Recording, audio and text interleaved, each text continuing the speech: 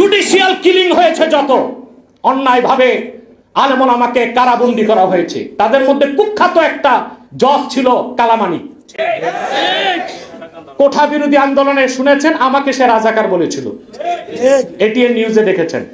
আমার জন্ম দেশ স্বাধীনের পরে তা আমি রাজাকার হই কেমন করে? আচ্ছা, ওরা বলেছে এখন সে পাকড়াও হয়েছে। এখন যে ব্যক্তি আমাকে রাজাকার বলতে পারে, এই রকম পাগল যতদিন আদালতে ছিল কত অন্যায় বিচারের রায় দিয়েছে সেটাই তো প্রশ্ন। তো সেই রায়গুলো বাতিল করে নতুন করে আমাদের আবার বিচার ব্যবস্থা প্রতিষ্ঠা করে আগে রায়গুলো সঠিক ছিল কিনা এগুলো যাচাই বাছাই করতে হবে। বাংলাদেশের বর্তমান অবস্থা এবং উলামায়ে কেরামের ভাবনা শীর্ষক আজকের এই প্রোগ্রামে যারা উপস্থিত হয়েছেন, বাংলাদেশের স্বনামধন্য বিভিন্ন আধ্যাত্মিক দরবারের প্রতিনিধিবৃন্দ, বিভিন্ন আধ্যাত্মিক দরবারের দিকপাল যারা তারা উপস্থিত আছেন, বিশ্ববরণ্য স্কলারগণ এবং বিভিন্ন প্রান্ত থেকে যারা আজকে এসেছেন দেশের এই চরম সংকটকালীন মুহূর্তে, এবং বিশেষ করে আমার সাংবাদিক ভাই ও বন্ধুগণ, সকলকে আমার অন্তরের অন্তঃস্থল থেকে হৃদয় নিংড়ানো ভালোবাসা শুভেচ্ছা জানিয়ে কয়েক মিনিটে কিছু কথা বলছি। ইসলামিক ইন্টেলেকচুয়াল ফোরাম যে উদ্যোগটি নিয়েছে, একটি মহতী উদ্যোগ। আমরা যারা এখানে এসেছি, যতগুলো লোক উপস্থিত হয়েছি, আমরা যদি এই প্রয়োজনটি অনুভব করতে পারি, তাহলে নির্ঘাতভাবে বলতে পারি নিশ্চিতভাবে বাংলাদেশ ইসলামের পক্ষে বিপ্লব করা সম্ভব হবে।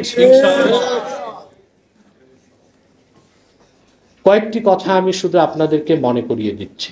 এখানে যারা আধ্যাত্মিক পীর মাশায়েখগণ আছেন আমার চেয়ে জ্ঞানী, একটি ক্ষেত্রেই তারা পিছিয়ে আছেন, রাজনীতি থেকে। এখন প্রশ্ন হচ্ছে, আমরা যারা পীর মাশায়েখ তাদের রাজনীতিতে আসার প্রয়োজনটা কি? এটা তো অন্যরা করতেছে। প্রথম হচ্ছে, স্বাভাবিকভাবে পীর মাশায়েখ ওলামায়ে কেরাম এবং তাদের উত্তরসূরি যারা ইসলামপন্থী, তারাই বাংলাদেশে রাজনীতি করার প্রথম হকদার। কারণ বাংলাদেশের ইতিহাস কথা স্বীকার করে যে বাংলাদেশ স্বাধীন হয়েছে আলেম ওলামা পীর মাশায়েখদের মেহনতের কারণে। টু নেশন থিওরি বা দ্বিজাতি তত্ত্বের কথা যারা জানি, আমরা জানি পশ্চিম পাকিস্তান মানে আজকের বাংলাদেশে মুসলিম জনসংখ্যা বেশি ছিল বলেই তো এটা পাকিস্তানের অংশ হয়েছে। যদি এখানে হিন্দুদের সংখ্যা বেশি হতো, স্বাভাবিক এটা ভারতের অংশ হতো। আর যদি এটা ভারতের অংশ হতো তাহলে কখনো ৭১ সালে বাংলাদেশ স্বাধীন হতো না। এখানে মুসলিম পপুলেশনটা হলো কি করে? অসংখ্য পীর মাশায়েখের খেদমতের কারণে। তার মধ্যে অন্যতম শাহ কারামত আলী জৌনপুরি রাহমাতুল্লাহি আলাইহি।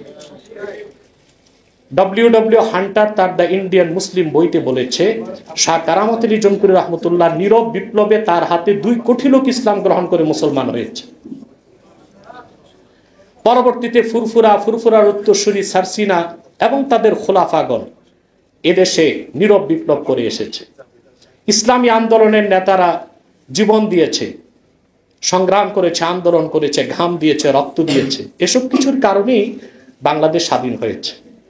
সেজন্য আমি আগেও বলেছি, পরাজিত সরকার দেশে থাকতেও বলেছি, মুজিবকে যদি বলা হয় বাংলাদেশের রাজনৈতিক স্থপতি, মাওলানা কারামত আলী জৌনপুরি হচ্ছেন আধ্যাত্মিক স্থপতি। অতএব আলেম ওলামা পীর মাশায়েখ তারাই তো রাজনীতিতে প্রথম হকদার। কিন্তু আমরা কেন পিছিয়ে আছি? এখন আমাদের মধ্যে কিছু হীনমন্যতা আছে।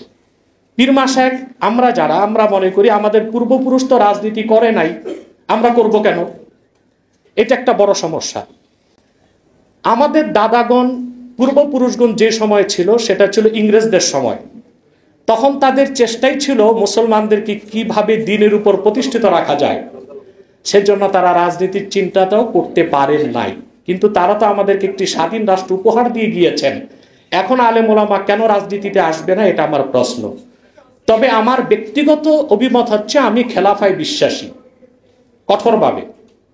তবে আমি এটাও মনে করি, আয-যারুরাতু তাতাকাদ্দারু বিকদরি যারুরাহ, বিশেষ প্রয়োজনে বিশেষ সময়ে আমি চাই ইসলামের ব্যানারে শক্তিশালী একটি প্রতিনিধি দল জাতীয় সংসদে থাকবে, যারা ইসলামের স্বার্থের পক্ষে, যারা ইসলামের সুমহান স্বার্থ রক্ষায়, মুসলিমদের 50 বছর আগ থেকে মৌলিক যে দাবিগুলো আছে বাংলাদেশে তা আদায়ে এবং ইসলাম বিরোধী যে কোনো এজেন্ডাকে নস্যাৎ করে দিতে জাতীয় সংসদে তারা 14 কোটি মুসলমানের পক্ষে প্রতিনিধিত্ব করবে, এইরকম একটি দল খেলাফা প্রতিষ্ঠার আগেও সংসদে থাকুক ইসলামী রাজনীতির ব্যানারে, এটাই আমি চাই। এবং সেটাকে বাস্তবায়ন করার জন্য ইসলামিক ইন্টেলেকচুয়াল ফোরাম এই আয়োজন করেছে। এখানে পীর মাশায়েখরা অনেক জ্ঞানী, আলেম ওলামা যারা আছেন সবাই জ্ঞানী, সবাই মাসালা মাসাইল জানেন। ইসলামী রাজনীতিটা দ্বীনের অংশ, এটাকে অস্বীকার করার কোনো সুযোগ নেই। ইবনে খালদুন রহমতুল্লাহ তার মুকাদ্দামায় কথাগুলোকে উল্লেখ করেছেন এবং সেই কথার আলোকে বলা যায় আসিয়াসিয়াতুল ইসলামিয়া জুজউন লা ইয়াতাজাজ্জাউ মিনাল ইসলাম। ইসলামী রাজনীতি পূর্ণাঙ্গ দ্বীন ইসলামের একটা অংশ, এটাকে ইসলাম থেকে বাদ দেবার কোনো সুযোগ নাই। আমরা যেন এটা ভুলে না যাই। এখন আমাদেরকে রাজনৈতিকভাবে ঐক্যবদ্ধ হতে হবে, এটা প্রয়োজনের দাবি। আওয়ামী লীগের দুঃশাসন, ভারতের আধিপত্যবাদ থেকে বাংলাদেশকে আমরা মুক্ত করতে পেরেছি, এটা আমাদের প্রথম সফলতা। আবার যেন পশ্চিমা আগ্রাসন বাংলাদেশে বিষ দাঁত বসাতে না পারে, ট্রান্সজেন্ডারের মতো ইসলাম বিরোধী কোন জিনিস যেন আমাদের দেশে প্রতিষ্ঠিত হতে না পারে, এবং ইসলাম ও মুসলমানের আকীদার সাথে, ইসলামের আকায়েদের সাথে সাংঘর্ষিক কোন বিষয়কে বাংলাদেশে বাস্তবায়ন করতে দেওয়া হবে না, সরকার যেই থাকুক। এখন আমরা পীর সাহেবরা যদি 50 লক্ষ মুরিদ নিয়ে মাঠে এগুলো বলি, যারা রাষ্ট্র ক্ষমতায় থাকে তাদের কর্ণকুহরে কথাগুলো তো পৌঁছে না। সেজন্য আমাদেরকে একটি রাজনৈতিক প্ল্যাটফর্মে আসতে হবে, এটা হচ্ছে এখন প্রয়োজনের তাকাজা। সেটা কিভাবে আসব? প্রথমে তো আমাদের নৈতিকভাবে এই সিদ্ধান্তে পৌঁছতে হবে, হক্কানি পীর মাশায়েখগণ নিজেরা যদি রাজনীতিতে নাও আসেন, অন্তত তাদের প্রতিনিধিদেরকে দিতে হবে। কি আশ্চর্যের বিষয়, আমাদের ট্যাক্স, আমাদের পয়সায় গুলি কিনা হয়, আর ইসলামের স্বার্থ আদায়ে আমরা যখন মাঠে নামি আমাদের কেনা টাকার গুলি আমাদের বুকে মারা হয়। এটা আর কতদিন? সুদীর্ঘ 50 বছরে আমাদের সাথে প্রতারণা করা হয়েছে। ছাত্র আন্দোলন সফল হয়েছে একদিনে নয়, ওলামায়ে কেরাম রক্ত দিয়ে এসেছে বহু আগ থেকে। 13 সালের 5ই মে কত হাজার মানুষকে শহীদ করা হয়েছে, তদন্তে বের করে আনা উচিত। পরবর্তীতে ভাস্কর্য বিরোধী আন্দোলনে আলেম ওলামা রক্ত দিয়েছে, এদেশের মুসলমানরা জীবন দিয়েছে। আলেম ওলামা পীর মাশায়েখগণ আন্দোলনের যে অগ্নিয়গিরি সৃষ্টি করে দিয়েছিল, ছাত্ররা সেই আগ্নেয়গিরিতে আগুন লাগিয়ে শুধু অগ্নুৎপাত ঘটিয়েছে।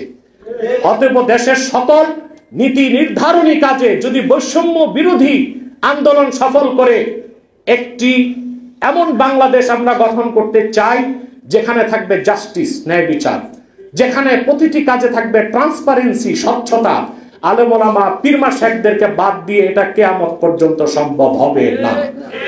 সেই প্রয়োজনের দিক লক্ষ্য করে আলেম ওলামা পীর মাশায়েখদেরকে আমি খোলামেলাই বললাম, আগে কথাগুলো বলেছি কিনা আমি জানি না, আমি দুঃখিত, আমি দেরিতে এসেছি। আলেম ওলামা পীর মাশায়েখদেরকে রাজনৈতিক একটি প্ল্যাটফর্ম গঠন করতেই হবে।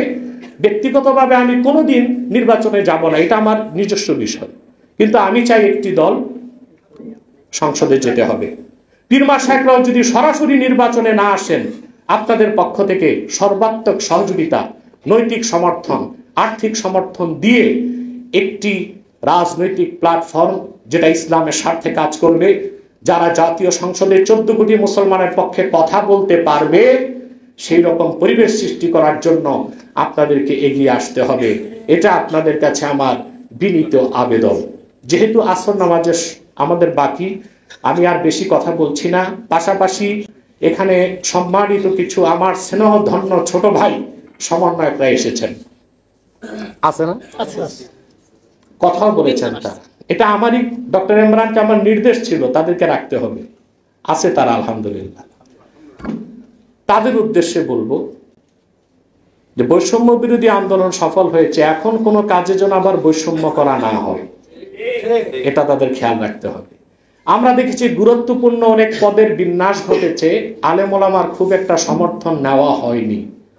আমি আশা করি সামনে যে কোনো গুরুত্বপূর্ণ নীতি নির্ধারণী কাজে ওলামায়ে কেরামের সমর্থনটা নিতে হবে এবং দেশের আপামর জনতার মধ্যে যারা ইসলামকে ভালোবাসে জীবন থেকে বেশি, তাদের অনুভূতিটার দিকে লক্ষ্য রাখতে হবে।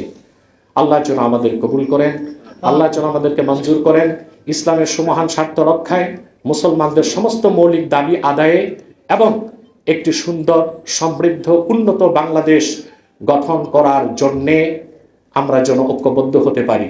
ওলামায়ে মাশায়েখ, ওলামায়ে কেরাম, পীর মাশায়েখদের তত্ত্বাবধানে, এটাই আমার কামনা। পাশাপাশি যারা আলেম ওলামা পীর মাশায়েখদের প্রতি নির্যাতন করেছে বিগত 16টি বছর, আমি তো কোনো রাজনৈতিক পলিটিক্যাল ফিগার ছিলাম না, আমি তাহরিকে খাতমে নবুয়ত বাংলাদেশের খাদেম হিসেবে কাজ করে যাই। অনেকে আমার অনেক পরিচয় দেয়, ডক্টর কিংবা জোনপুরি পীর সাহেব, এগুলো আমার মৌলিক পরিচয় নয়। আমার মৌলিক পরিচয় আমি তাহরিকে খাতমে নবুয়ত বাংলাদেশের খাদেম। আমাকেও বিগত সরকার 7টি মামলা দিয়েছিল, তবে একদিনের জন্য আমাকে জেলে নিতে পারে নাই। এটা হয় তাদের ব্যর্থতা কিংবা আল্লাহ আমাকে আরো সুযোগ সামনে রেখেছেন। জেলে যদি যেতে হয় তো সামনে যাওয়া হতে পারে, সেটা কামনা করি না, কারণ আল্লাহর কাছে কখনো পরীক্ষা চাইতে নাই, আফিয়াত চাইতে হয়। আমি পরীক্ষা চাই না, কারণ আল্লাহর পরীক্ষা দেবার উপযুক্ত আমি তো হই নাই। আমি আফিয়াত চাই আল্লাহর কাছে। যত নির্যাতন আলেম ওলামা পীর মাশায়েখদের প্রতি হয়েছে, এটার বিচার আমরা চাই। আর বিচারে প্রথম আসামি হিসেবে কাঠগড়ায় কুলাঙ্গার হাসিনাকে চাই।